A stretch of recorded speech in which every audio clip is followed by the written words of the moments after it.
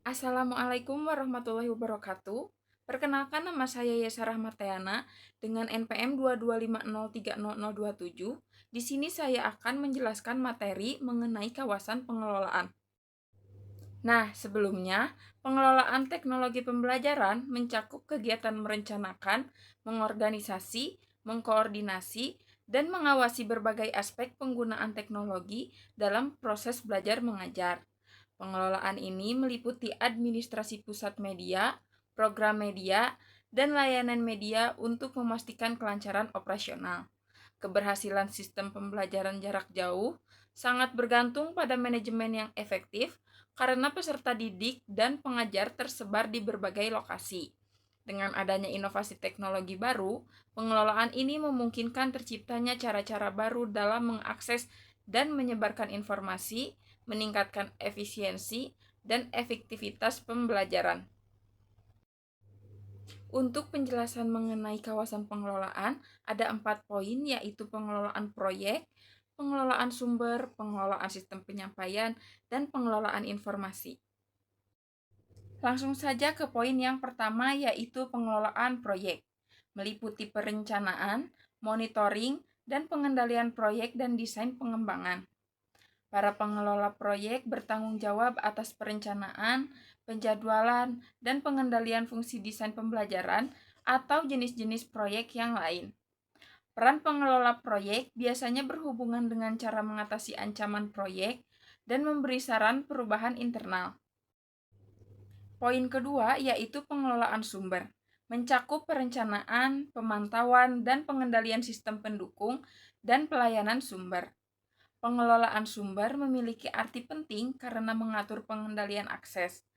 Pengertian sumber dapat mencakup personil keuangan, bahan baku, waktu, fasilitas, dan sumber pembelajaran.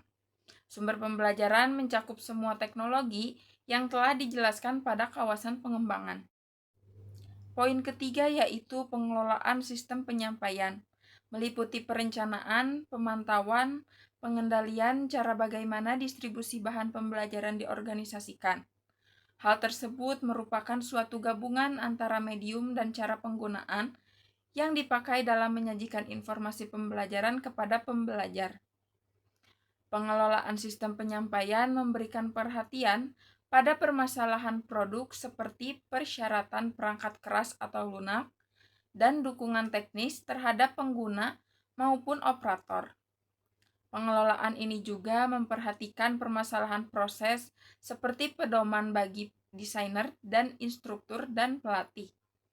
Keputusan pengelolaan penyampaian sering bergantung pada sistem pengelolaan sumber.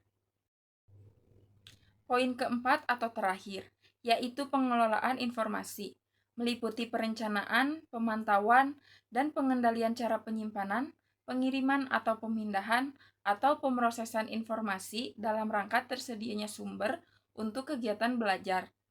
Pentingnya pengelolaan informasi terletak pada potensinya untuk mengadakan revolusi kurikulum dan aplikasi desain pembelajaran.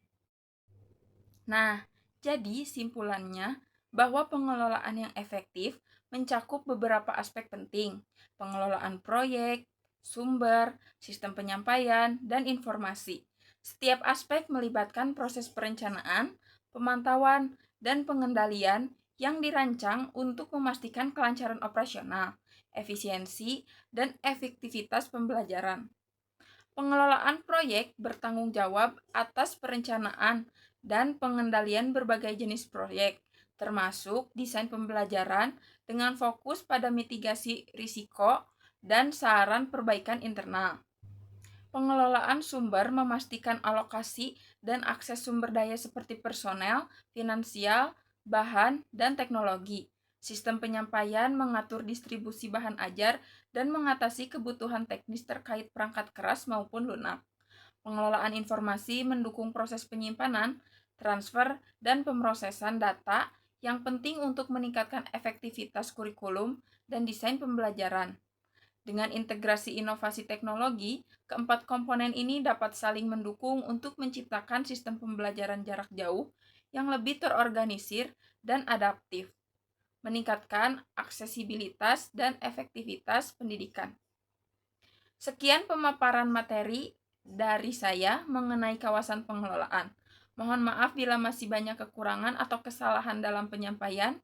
Saya ucapkan terima kasih. Wassalamualaikum warahmatullahi wabarakatuh.